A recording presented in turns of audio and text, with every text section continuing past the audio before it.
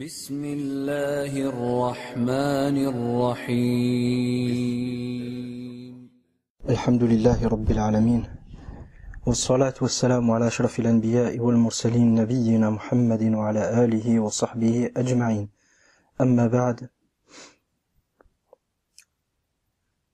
Puis le cheikh, donc, le cheikh Ali al-Khudayr hafidhahullah dit Faslun, un sous-chapitre. الشيخ أبو مالية حفظه الله dit en commentaire de la parole de Cheikh Ali هذا الفصل تابع لباب حقيقة الإسلام.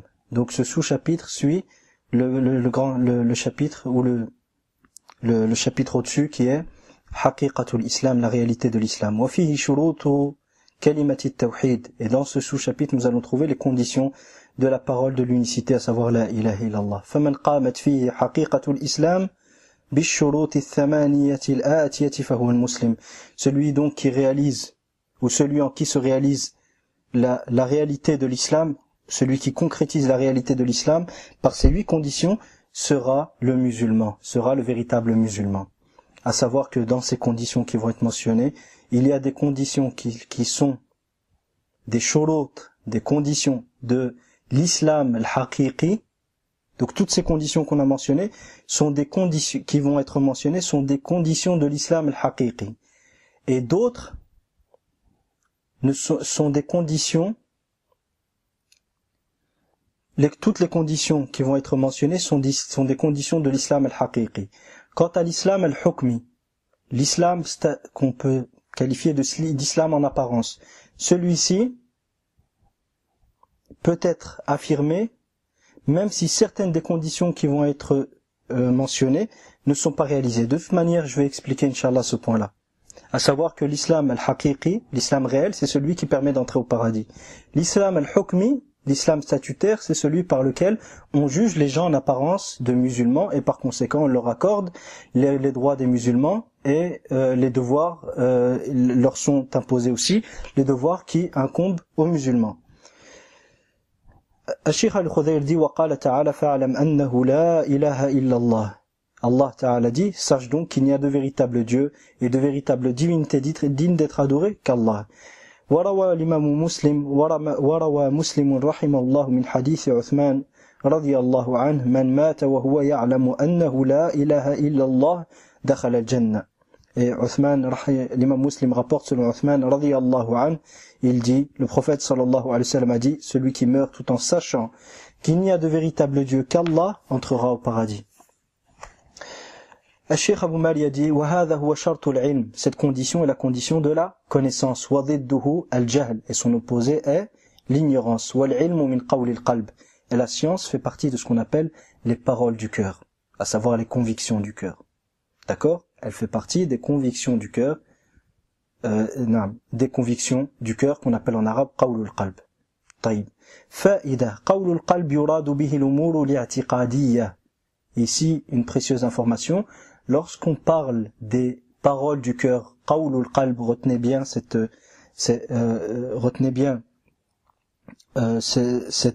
terminologie qui est qawlul qalb. Lorsqu'on parle des paroles du cœur, ce qui est visé, ce sont tout ce qui entre dans le domaine des convictions, dans le domaine des conceptions. At-tasawwurat, al-i'tiqadat. D'accord? Donc, qawlul qalb, les paroles du cœur égale les convictions, les conceptions du cœur égale la connaissance du cœur. Retenez ça. Les paroles du cœur égale les connaissances du cœur. Les paroles du cœur égale les connaissances du cœur. D'accord? Taïb. À savoir que la connaissance, al-ilm, est une condition de la validité de l'islam al-haqiqi, de l'islam réel, de l'islam qui permet d'entrer au paradis. Pourquoi je dis ça? Imaginez qu'une personne dit la ilaha illallah en apparence, alors qu'il ne sait pas le sens de la ilaha illallah, mais il le dit tout de même. Et que durant toute sa vie, il ne montre pas qu'il ne sait pas le sens de la ilaha illallah. Mais en apparence, il n'adore qu'Allah, il ne lui donne aucun associé. Alors qu'en réalité, il ne sait pas, et il a un doute sur le fait que seul Allah mérite d'être adoré. Donc cette personne, durant toute sa vie, nous allons nous comporter avec lui comme un musulman. Donc nous lui affirmerons l'islam al-hukmi, statutaire. Mais quant à l'islam al-haqiqi, l'islam réel, cette personne ne l'a pas réalisé, car il n'a pas réalisé la première condition des conditions de la ilaha illallah, à savoir al-ilm. Mais si un jour il prononce une parole ou fait un acte, et que cette parole ou cet acte sont explicites dans l'indication de son ignorance du sens de la ilaha illallah, à ce moment-là, nous dirons que cette personne n'est plus musulman. D'accord? Même en apparence. Pourquoi? Car il a prononcé une parole et fait un acte qui en soi sont annulatifs de l'islam. D'accord? Car il a prononcé une parole et un acte qui en soi sont annulatifs de l'islam. Donc cette parole ou cet acte-là seront la cause de sa mécréance et la cause de sa sortie de l'islam. D'accord. Et cette parole et cet acte-là auront pour origine l'ignorance du sens de la ilaha illallah. D'accord. وقال تعالى قولوا آمنا بالله وما أنزل إلينا الآية أي أكمل الآية والآية بأكملها قولوا آمنا بالله وما أنزل إلينا وما أنزل إلى إبراهيم وإسماعيل وإسحاق ويعقوب والأسباط وما أوتي موسى وعيسى وما أوتي النبيون من ربهم لا نفرق بين أحد منهم ونحن له مسلمون والحديث أمرت أن أقاتل الناس حتى يقولوا لا إله إلا الله وأن محمد رسول الله ويقيموا الصلاة ويؤتوا الزكاة فإذا فعلوا ذلك فقد عصموا مني دماءهم وأموالهم وحسابهم على الله الحديث أي الحديث لأن الشيخ لم يكمله وقال الحديث أي أكمل الحديث كما سبق متفق عليه من حديث أبي هريرة رضي الله عنه. La deuxième condition,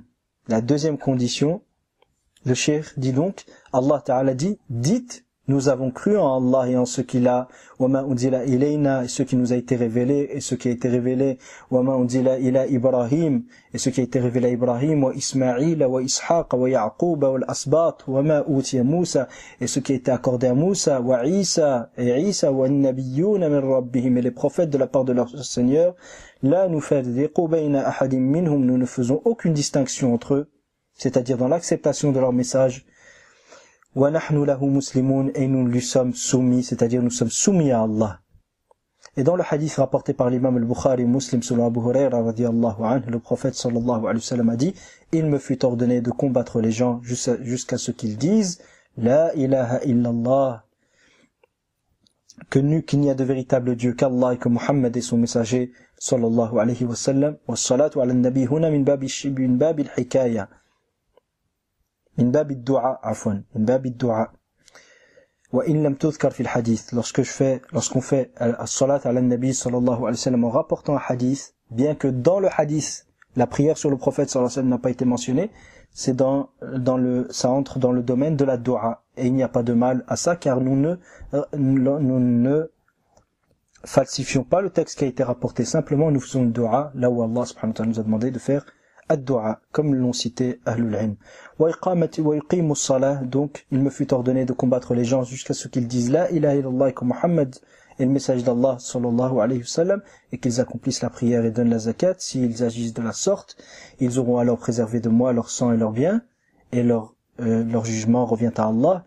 Ils auront préservé de moi leur sang et leurs biens. Si on dit que ce qui est visé par les gens ici, ce sont les mushrikin parmi les Arabes, comme l'a mentionné le Khattabi rahimahullah ta'ala, c'est le seul moyen par lequel leur sang et leurs biens sont préservés. C'est le seul moyen par lequel leur sang et leurs biens sont préservés, car il n'était accepté des mouchriquines parmi les Arabes à l'époque du prophète sallallahu alayhi wa sallam que l'islam. La seule chose par laquelle leur sang et leurs biens pouvaient être préservés, c'était l'islam. Et en aucun cas ils ne pouvaient payer la jizya, et donc rester sous la tutelle de l'État islamique et du chef des croyants. Et s'ils agissent de la sorte, leur sang et leurs biens me seront alors sacrés, et leur jugement revient à Allah, c'est-à-dire, après, est-ce qu'ils sont sincères ou pas, ceci revient à Allah subhanahu wa ta'ala, et c'est Allah qui les rétribuera de leur sincérité ou leur absence de sincérité. طيب. Cheikh Abou Mali a dit الشرط الثاني قول اللسان. La deuxième condition des conditions de la ilaha illallah, c'est la parole de la langue. La parole par la langue. وضده السكوت. وضده السكوت. تأمل الحديث والآية. Donc la deuxième condition des conditions de la ilaha illallah, c'est la parole par la langue, de prononcer le témoignage de foi. Donc celui qui ne prononce pas le témoignage de foi, alors qu'il en a la capacité, ni son islam en apparence, ni son islam réel ne seront acceptés. Ni son islam en apparence, ni son islam réel ne seront acceptés. Je répète, ni son islam en apparence, donc nous ne statuerons pas de son islam et il n'aura pas les droits des musulmans en apparence, ni lui incomberont les devoirs qui incombent aux musulmans.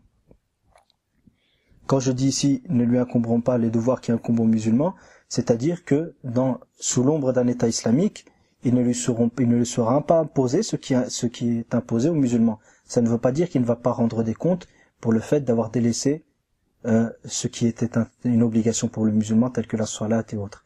Car Allah subhanahu wa ta'ala dans le Coran nous parle des gens de l'enfer.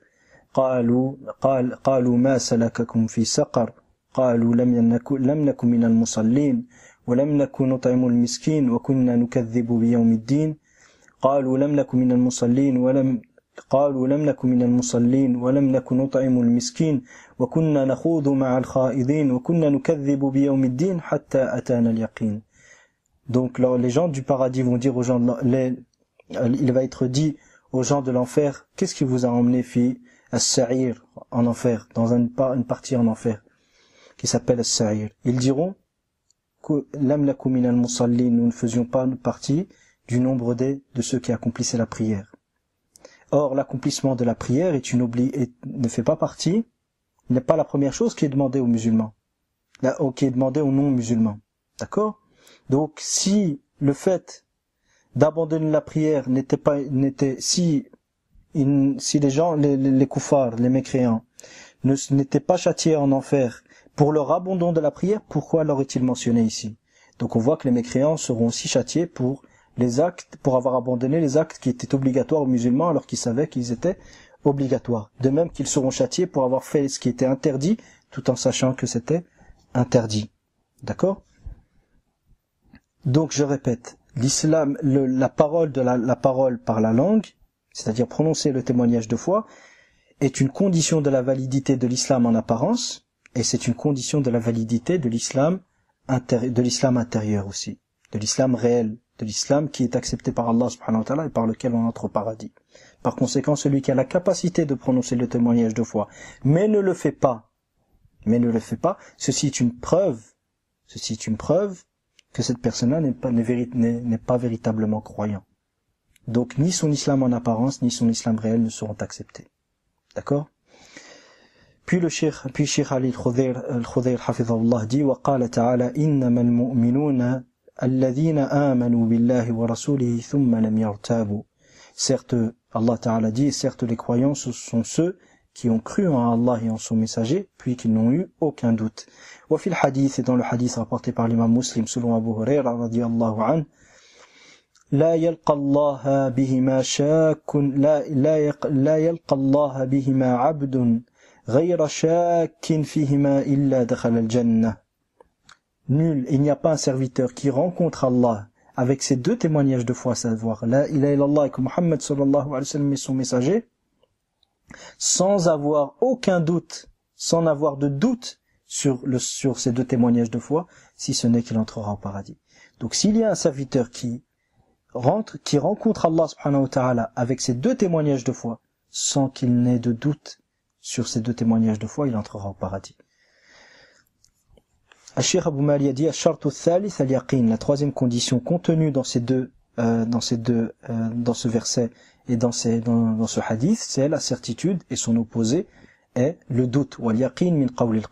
Et la certitude est une parole du cœur.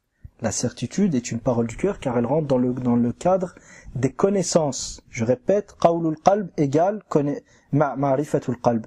La parole du cœur égale la connaissance du cœur.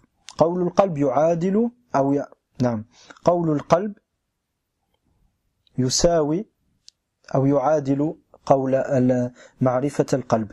Donc la connaissance, la parole du cœur égale la connaissance du cœur. Donc la certitude est une condition de la validité de l'islam réel.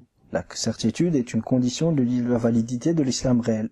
Maintenant, si quelqu'un nous ment et dit la ilaha illallah, et dans sa vie il ne commet aucun acte annulatif de l'islam en apparence, cette personne durant toute sa vie, nous statuerons qu'il est musulman. Donc nous lui affirmerons l'islam al-hukmi, statutaire, c'est-à-dire l'islam en apparence. Quant à l'islam réel, cette personne-là, que lorsqu'il mourra, il rencontrera Allah en étant kafir, en étant mécréant. Car réellement cette personne il est kafir, il est mécréant, et il n'est pas musulman. Réellement, cette personne n'est pas musulmane. Pourquoi? Car il n'a pas réalisé cette condition de la ilaha illallah, à savoir al-yaqin. Au contraire, il avait un doute dessus. Mais vu qu'il ne nous l'a pas montré, ce doute, on agit en conséquence. C'est-à-dire, on lui affirme les statuts du musulman en apparence et on remet son statut réel à Allah subhanahu wa ta'ala. D'accord. Mais si il apparaît que cette personne dit une parole ou fait un acte qui sont explicites dans l'indication de son doute quant au réel sens de la ilaha illallah ou sur l'un des principes fondamentaux de l'islam, cette personne-là, nous statuerons alors de sa mécréance sur base de cette parole et de cet acte-là, qui seront alors la cause, le manat de son takfir, qui seront la cause de son takfir. Et cette parole et cet acte-là auront pour origine ce doute qui est présent dans son cœur. Cette parole et cet acte-là auront pour origine ce doute qui est présent dans son cœur. D'accord? وقال الشيخ حفظ فك الله أسره وقال تعالى والله يشهد إن المنافقين لكاذبون وفي الحديث من مات وهو يعلم وهو يشهد أن لا إله إلا الله صادقا من قلبه دخل الجنة رواه أحمد من حديث معاذ رضي الله عنه. Et Allah Ta'ala dit, et Allah témoigne que les hypocrites sont menteurs. Et dans le hadith rapporté par l'imam Ahmed selon Mu'adh radiyallahu anhu, le prophète sallallahu alayhi wa sallam a dit, celui qui meurt tout en témoignant qu'il n'y a de véritable divinité qu'Allah, avec véracité, c'est-à-dire que ce qu'il dit est véridique, il ne ment pas. Il le dit tout en y croyant réellement intérieurement, tout en sachant, en approuvant ça, en approuvant la ilaha illallah intérieurement, celui-ci entrera au paradis.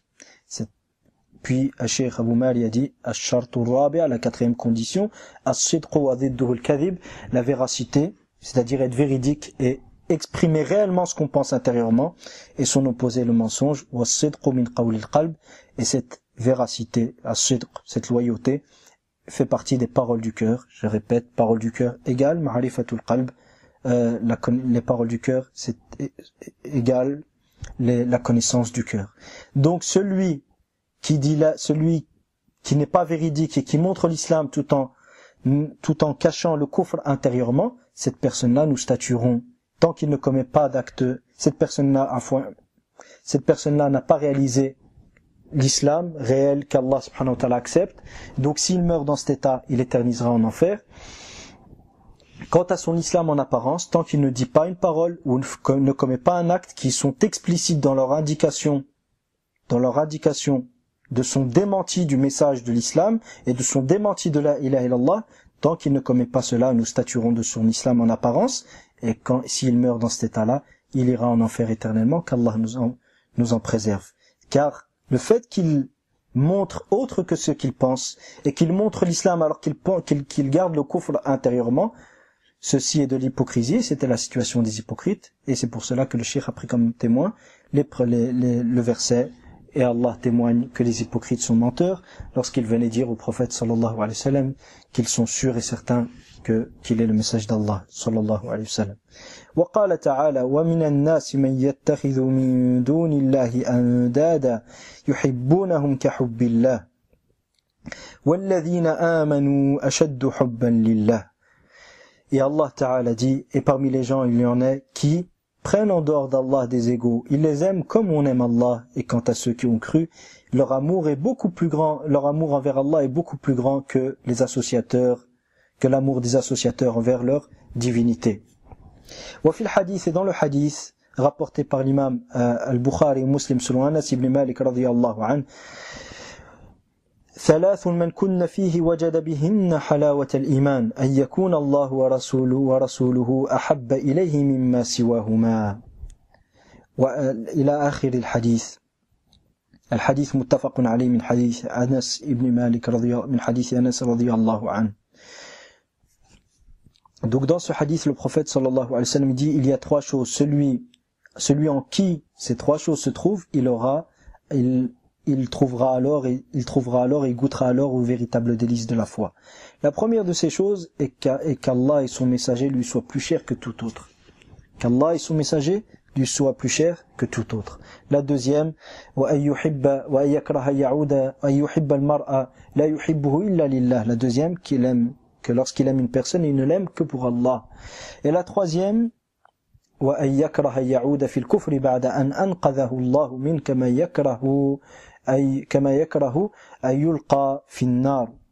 la troisième est qu'il détesterait revenir à la mécréance après qu'Allah l'en eût sauvé, comme il détesterait qu'on le prenne et qu'on le jette dans le feu, qu'Allah nous préserve du feu.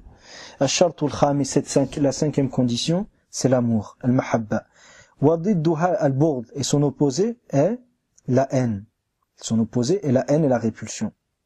On parle de la haine et de la répulsion religieuse. D'une manière générale, d'une manière détaillée, la volonté est la première des actions, parmi les actions du cœur. Puis après la volonté naît l'amour. Après la volonté naît l'amour. D'accord ? Mais d'une manière générale, la mahabba, l'amour, est la première des étapes, ou le premier degré parmi les degrés des actes du cœur. D'accord ? Donc, celui qui nous montre, celui qui n'aime pas la ilaha illallah, et n'aime pas le sens de la ilaha illallah, et n'aime pas le fait que seul Allah mérite d'être adoré, celui-ci n'a pas réalisé l'islam. Et par conséquent, il ne sera pas musulman en réalité. Celui, par exemple, qui n'aime pas le fait que seul Allah mérite d'être invoqué, celui-ci n'est pas musulman. Et par conséquent, il n'entrera pas au paradis, il ne fait pas partie de la umma de Muhammad sallallahu alayhi wa sallam. Il ne fait pas réellement partie de la umma de Muhammad sallallahu alayhi wa sallam. Et de même, celui qui n'aime pas que le fait, qui n'aime pas que le seul qui mérite qu'on sacrifie pour lui est Allah subhanahu wa ta'ala. Que le seul qui mérite qu'on sacrifie pour lui, pour se rapprocher de lui, est Allah subhanahu wa ta'ala. Celui qui n'aime pas ça, celui-ci ne sera pas musulman. Et par conséquent, n'entrera pas au paradis, ne fait pas partie du hadith où le prophète sallallahu alayhi wa sallam dit « La yadkhulul jannata illa nafsun muslima » n'entrera au paradis qu'une âme musulmane. Et de même, celui qui n'aime pas que le seul qui mérite de légiférer est Allah subhanahu wa ta'ala. Et dès lors que tu lui rappelles que le seul qui a le droit absolu de législation et Allah n'est autre qu'Allah, tabaraka wa ta'ala, notre maître et Seigneur, dès lors que tu lui évoques cela et que tu lui évoques que le droit de législation n'appartient en rien à la majorité parlementaire ou à la nation ou autre parmi les égaux qui sont donnés à Allah, celui qui n'aime pas ce rappel, qui n'aime pas cette parole-là, qui n'aime pas ce principe fondamental de la religion, ce tawhid pour lequel Allah subhanahu wa ta'ala a envoyé tous les prophètes et tous les messagers, celui-ci n'est pas musulman et ne meurt pas sur la religion de Muhammad sallallahu alayhi wa sallam, ni sur la milla d'Ibrahim alayhi salam. Et par conséquent, il éternisera éternellement en enfer. Qu'Allah nous préserve de cela. Donc l'amour est une condition de la validité de l'islam réel, de l'islam par lequel on entre au paradis. Et son opposé, la haine, à savoir celui qui déteste la ilaha illallah, le sens de la ilaha illallah, qui déteste le tawhid d'Allah subhanahu wa ta'ala.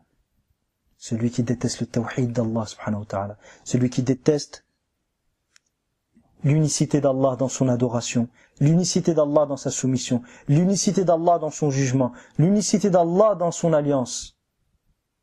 Celui qui déteste le fait que l'on rappelle que le seul qui mérite qu'on le prenne comme base d'alliance n'est autre qu'Allah subhanahu wa ta'ala, et que prendre autre qu'Allah comme la patrie ou la nation comme base d'alliance, et sur cette base-là, on s'allie, on se désavoue et on distingue entre les gens, celui qui déteste ce principe fondamental qui est l'unicité d'Allah dans son alliance, celui-ci ne sera pas musulman. celui qui déteste le fait qu'on dise qu'il est strictement interdit aux musulmans de s'allier aux kuffars et aux non-musulmans contre les musulmans, et de les aider par quel que soit le moyen contre les musulmans, celui qui déteste ce rappel et ce principe fondamental de la religion, celui-ci n'est pas musulman, et par conséquent ne fait pas partie de la Ummah de Muhammad sallallahu alayhi wa sallam en réalité, et ne fera pas partie de ceux qui entreront au paradis, et qui rentrent dans le hadith où le prophète sallallahu alayhi wa sallam dit la yadkhulul jannata illa nafsun muslima, n'entrera au paradis qu'une âme musulmane. Celui qui déteste le fait qu'on dise, et celui qui déteste le principe qui est que le seul qui mérite qu'on revienne à lui pour trouver un jugement dans les litiges des gens n'est autre qu'Allah subhanahu wa ta'ala, et que par conséquent ni l'ONU ni aucun autre tribunal jugeant par autre que la loi d'Allah subhanahu wa ta'ala, aucune législation contraire à la législation de l'islam ne mérite d'être les sources auxquelles on se réfère pour trancher les litiges des gens. Celui qui déteste ce refus de toute autre législation que la législation d'Allah subhanahu wa ta'ala pour trancher dans les litiges des gens et pour fixer aux hommes leur mode de vie, celui-ci n'est pas musulman et n'aura pas soumis son être exclusivement à Allah et n'aura pas aimé la ilaha illallah, et bien au contraire cette personne fera partie de ceux qui ont été mentionnés dans le verset précédent, à savoir وَمِنَ النَّاسِ مَن يَتَّخِذُ مِن دُونِ اللَّهِ أَندَادًا يُحِبُّونَهُمْ كَحُبِّ اللَّهِ. Et parmi les gens, il y en a qui prennent en dehors d'Allah des égaux. Ils les aiment comme on aime Allah. Ils les aiment comme on aime Allah. Qu'Allah nous en préserve.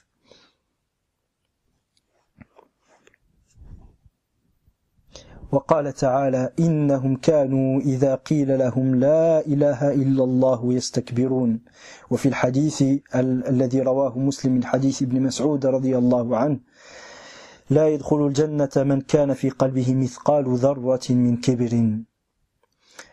Et Allah Ta'ala dit, donc Cheikh Ali Khudayr dit, et Allah Ta'ala dit, et certes ces gens-là, c'est-à-dire les mushrikoun, lorsqu'il leur était dit La ilaha illallah, il n'y a de véritable Dieu qu'Allah, il n'y a de véritable divinité méritant d'être adorée, qu'on se soumette à elle d'une manière totale et absolue, qu'on se soumette à elle et qu'on lui voue un respect total et absolu qu'Allah subhanahu wa ta'ala. Et lorsqu'il leur était dit La ilaha illallah, il s'emplissait d'orgueil, il s'enflait d'orgueil. Et dans le hadith rapporté par l'imam Muslim selon Ibn Mas'ud radiyallahu anhu, le prophète sallallahu alayhi wa sallam dit n'entrera pas au paradis celui dans le cœur duquel se trouvait le poids d'une fourmi de kibr, le poids d'une fourmi noire de kibr. Et ici je traduis ad-dharra par la fourmi noire, car à l'époque du prophète sallallahu alayhi wa sallam on ne connaissait pas encore le terme atome. Et ad-dharra c'est la fourmi noire. Ad-dharra c'est la fourmi noire. Cette sixième condition, ash-shartu sadis, al-qaboul wal-inqiyadu wa didduhu al-kibr. C'est la sixième condition, donc l'acceptation et la subordination dont l'opposé est l'orgueil. Dont l'opposé est l'orgueil. Wal-qaboul wal-inqiyadu min a'mal al-qulub. Et l'acceptation et la soumission font partie des paroles du cœur. Font partie, des actes du cœur, non pas des paroles du cœur. Al-mustalzimatu li'a'mal al-jawarih, qui implique forcément la présence d'actes des membres du corps, qui implique forcément la présence d'actes des membres du corps. Et la différence entre le qaboul et entre l'inqiyad, c'est que le qaboul huwa lil aqwal wa l'inqiyadu lil af'al. Le qaboul, c'est par la parole, d'accepter par la parole le contenu de la ilaha illallah, et l'inqiyad, la subordination, c'est d'accepter par les actes le contenu de la ilaha illallah. Par conséquent, celui qui, par ses actes, impose ou établit des mausolées dans lesquels on va adorer autre qu'Allah, cette personne ne s'est pas soumise au sens de la ilaha illallah. Même s'il nous dit, je sais que l'invocation des morts est interdite. Même s'il nous dit que l'invocation des morts est interdite, que le sacrifice pour les morts est interdit. Si jamais il établit lui-même, ou il participe à la construction de mausolées, où on invoque autre qu'Allah subhanahu wa ta'ala, en connaissance de cause qu'autre qu'Allah va être invoqué, et il établit cela, il établit des mausolées dans lesquels autre qu'Allah va être invoqué, autre qu'Allah va être adoré, celui-ci n'aura pas réalisé une des conditions de la ilaha illallah qui est l'ilqiyad. De même qu'il a la subordination. De même celui qui construit des tribunaux dans lesquels autre qu'Allah subhanahu wa ta'ala sera pris comme référence et comme juge suprême pour trancher dans les litiges. Comme les tribunaux contemporains aujourd'hui, les tribunaux constitutionnels dans lesquels les juges tranchent par des législations, sur base de constitutions contraires aux constitutions de l'islam et sur base de lois contraires aux lois de l'islam et aux lois d'Allah subhanahu wa ta'ala. Celui qui donne la permission d'ouvrir ces tribunaux, celui-ci n'aura pas réalisé la ilaha illallah, car par son acte, il ne se sera pas subordonné au sens de la ilaha illallah. Même s'il nous dit, je sais que le seul qui mérite de légiférer c'est Allah, je sais que la loi d'Allah est meilleure que toute autre loi, tant que par ses actes il ne s'est pas subordonné, soumis à la ilaha illallah et au contenu de la ilaha illallah, son témoignage de foi ne sera pas accepté. Et le qaboul, l'acceptation et la soumission, la subordination sont des conditions de l'islam réel et de l'islam même statutaire, même l'islam al-hukmi en apparence. Par conséquent, celui qui ne se subordonne pas au sens et qui ne se soumet pas au sens de la ilaha illallah par ses actes, celui-ci, même en apparence, il ne sera pas musulman. Et de ce fait, les gouverneurs des pays arabes aujourd'hui, qui imposent à leur peuple d'être gérés et gouvernés par des législations contraires aux législations d'Allah subhanahu wa ta'ala et à des lois contraires aux lois d'Allah subhanahu wa ta'ala et qui ont établi des polices pour préserver ces lois contraires aux lois d'Allah, ceux-là ne se sont pas subordonnés au sens de la ilaha illallah et ne se sont pas soumis au sens de la ilaha illallah qui veut que le seul qui mérite de légiférer et de gérer la vie des hommes est Allah subhanahu wa ta'ala et non pas les hommes et leurs lois. Et le cheikh ici mentionne un point important qui dit que les actes du cœur impliquent les actes des membres du corps. Comment distinguer les paroles du cœur des actes du cœur? Il faut savoir que les paroles du cœur peuvent être présentes sans que cela n'implique la présence de paroles de la langue. Mais les actes du cœur ne peuvent pas être présents en l'absence des actes des membres du corps qui sont leur implication. Je m'explique ici. Quelqu'un peut croire que le hijab est obligatoire et dire que le hijab n'est pas obligatoire. C'est-à-dire, celui qui dit que le hijab n'est pas obligatoire et qui sait que le hijab est obligatoire, il sort de l'islam. Pourquoi? Car il a démenti par sa langue, il a démenti une chose connue dans la religion par nécessité, ou une chose que lui-même sait faire partie de la religion. Donc, il sortira de l'islam par cette parole. Mais est-ce que forcément, lorsqu'il a dit que le hijab n'est pas obligatoire, nous allons dire de lui qu'intérieurement, il ne sait pas que le hijab est obligatoire? Non, pas forcément. C'est pour ça qu'Allah subhanahu wa ta'ala nous dit au sujet de Pharaon, وَجَحَدُوا et Pharaon et ceux qui étaient avec lui, وَجَحَدُوا بِهَا وَاسْتَيْقَنَتْهَا أَنفُسُهُمْ ظُلْمًا وَعُلُوًّا. Et ils l'ont démenti par la langue, c'est-à-dire ils ont démenti les signes d'Allah subhanahu wa ta'ala, وَاسْتَيْقَنَتْهَا أَنفُسُهُمْ, alors que intérieurement ils avaient la certitude que ces signes venaient d'Allah subhanahu wa ta'ala. Pourquoi? ظُلْمًا, par injustice, وَعُلُوًّا, et parce qu'ils souhaitaient avoir le dessus sur terre et être élevés au-dessus de tout sur terre. Donc on voit ici que le fait que les paroles du cœur n'impliquent pas que les paroles du cœur n'impliquent pas forcément des paroles de la langue et que l'absence des paroles de la langue n'implique pas forcément l'absence des paroles du cœur. Ça c'est une chose. Les actes du cœur. Les actes du cœur, s'ils sont présents, forcément ils impliquent la présence des actes des membres du corps. Donc quelqu'un qui aime Allah, forcément il va agir. Donc celui qui n'accomplit aucune bonne action, aucune action qui distingue le musulman du non-musulman, celui-ci, il ne peut pas aimer Allah réellement. Et nous prenons alors, dans ce cas, l'absence d'actes des membres du corps pour prouver l'absence des actes du cœur.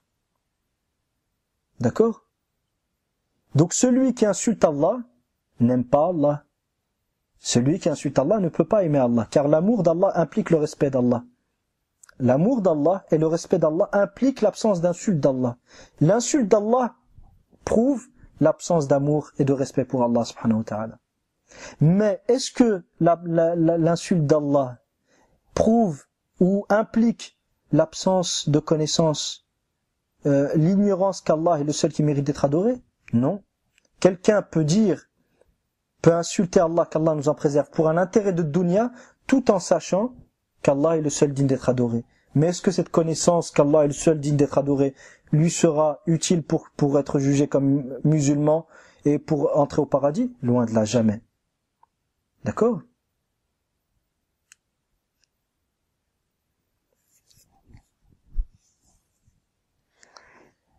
وقال تعالى فادعوا الله مخلصين له الدين. Invoquer Allah et adorer Allah en lui vouant un culte exclusif, une soumission exclusive. وفي الحديث المتفق عليه من حديث عتبان رضي الله عنه قال النبي صلى الله عليه وسلم فإن الله حرم على النار من قال لا إله إلا الله يبتغي بذلك وجه الله.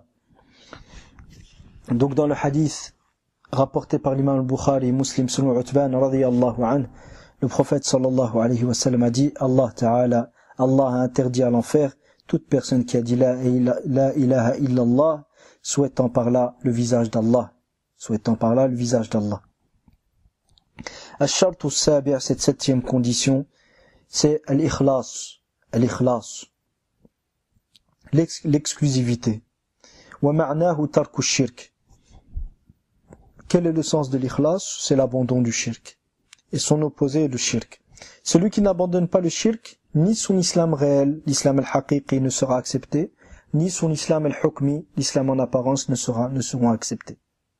Je répète, celui qui n'abandonne pas le shirk, ni son islam réel ne sera accepté, ni son islam en apparence ne seront acceptés.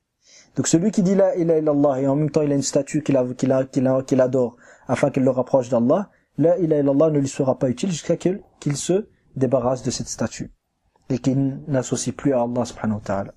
Et celui qui dit la ilaha illallah et dans le même moment il soutient les kuffars contre les musulmans et il rentre dans le camp des kuffars pour combattre les musulmans, son témoignage de la ilaha illallah ne sera pas accepté aussi longtemps qu'il ne délaissera pas ce shirk-là qu'il est en train de commettre, à savoir prendre pour allié autre qu'Allah tabaraka wa ta'ala et soutenir les kuffars contre les musulmans, qui est une forme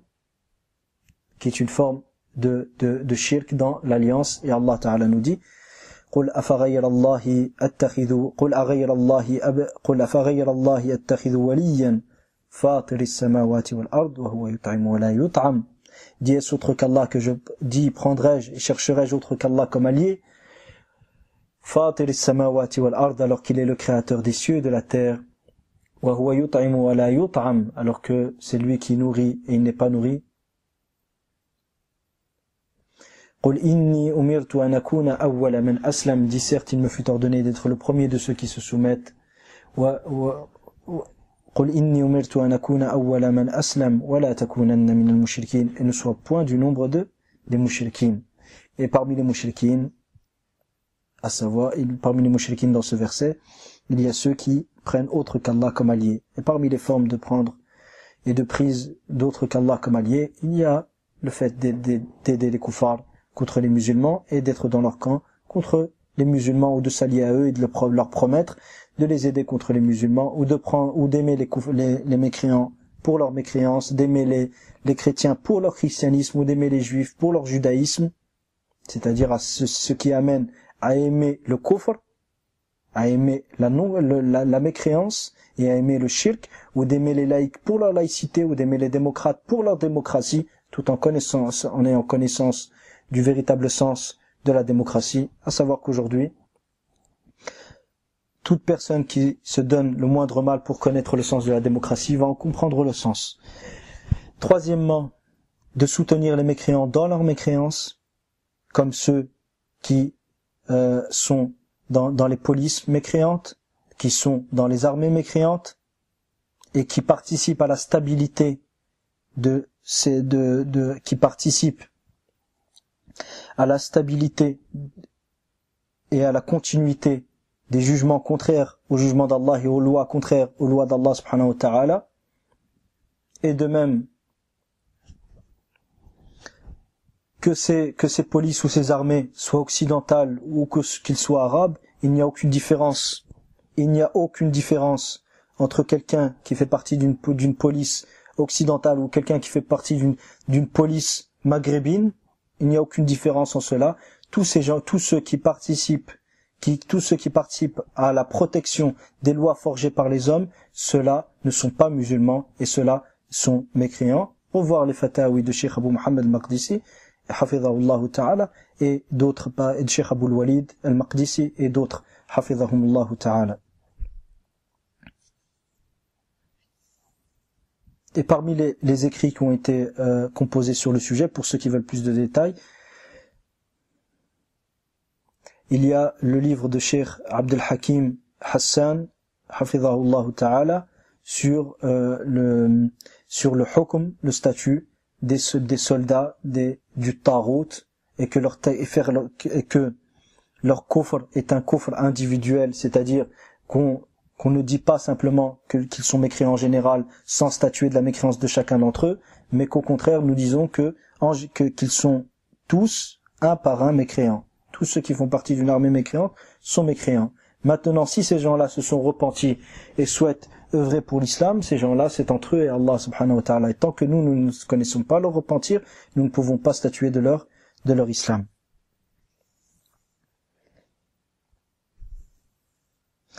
Donc, parmi les formes de shirk dans l'alliance, il y a le fait d'aimer les mécréants pour leur mécréance, de les soutenir dans leur mécréance, de les approuver dans leur mécréance, et de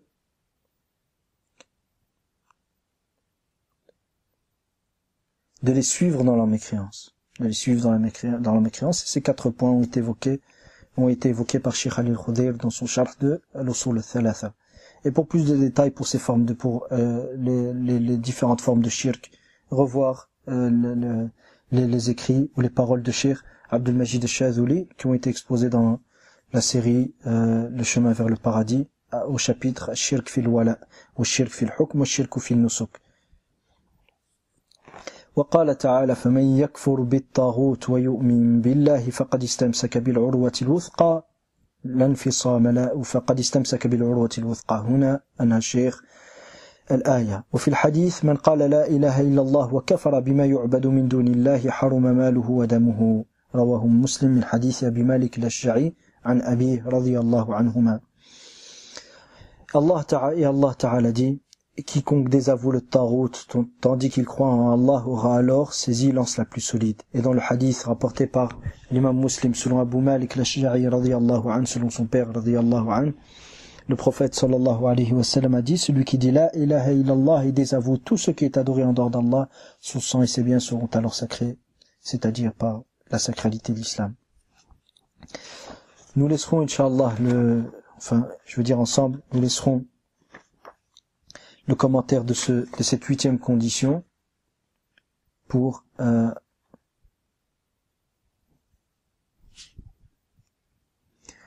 donc nous laisserons le commentaire de cette 8e condition parmi les conditions de la ilaha illallah pour le prochain cours Inch'Allah ta'ala, car ça demande un certain nombre de détails à apporter afin que le sujet soit le plus clair possible Inch'Allah ta'ala. Et sur le cours d'aujourd'hui, ce cours-ci se termine en rappelant une chose, c'est que la traduction ou les commentaires apportés sont tous tirés des paroles des gens de science, malgré que certaines fois je n'évoque pas les références, mais ils sont tous en majorité tirés des paroles des gens de science à travers les différents écrits qu'ils ont composés. Et je n'oublie pas de rappeler que ce modeste travail et cette modeste traduction est un effort humain qui, sans aucun doute, ne manquerait pas d'être manquant. Et toute erreur, tout ce qu'il y a de juste ne vient que d'Allah seul, et tout oubli ou erreur ou omission ne vient que du shaitan et de votre frère. Et Allah et son messager en sont innocents. Wa astaghfirullah, j'en demande pardon si c'est le cas. Wa sallallahu sallam wa baraka ala nabiyyina Muhammad wa ala alihi wa sahbihi ajma'in walhamdulillahi rabbil alamin.